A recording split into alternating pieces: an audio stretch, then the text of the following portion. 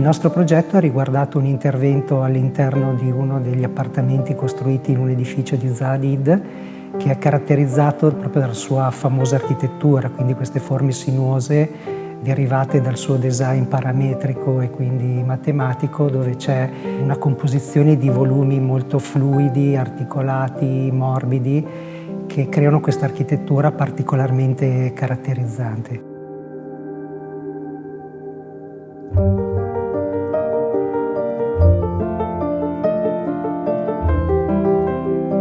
Ci troviamo a City Life, un quartiere a nord-ovest di Milano che è stato oggetto di un importante intervento di riqualificazione architettonica una decina d'anni fa sul sedime della vecchia fiera di Milano.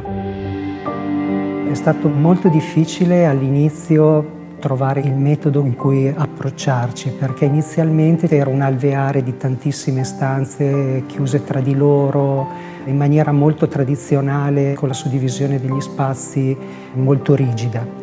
Quindi questo contrasto tra questa struttura interna molto rigida e questa fluidità dei balconi esterni che in qualche modo abbiamo voluto riformulare, demolendo praticamente tutto il blocco centrale di servizio e creando degli spazi di collegamento tra le zone più importanti. Oltre alla forma che noi abbiamo riportato all'interno, c'è stata anche una rilettura dei materiali. Zaha Hadid all'esterno lavora con legno e con delle fibre di cemento sui suoi pannelli bianchi.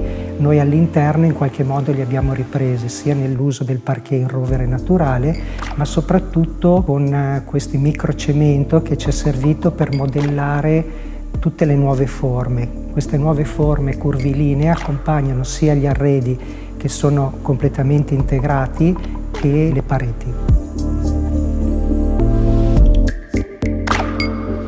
Il 90% degli arredamenti sono su disegno. È stata nostra cura progettare praticamente ogni elemento d'arredo, anche gli elementi più tecnici e più scontati, quali le cucine, i letti, i mobili bagno, le stesse vasche, seppur rivestite in marmo, hanno ripreso le forme sinuose che caratterizzano tutto l'appartamento.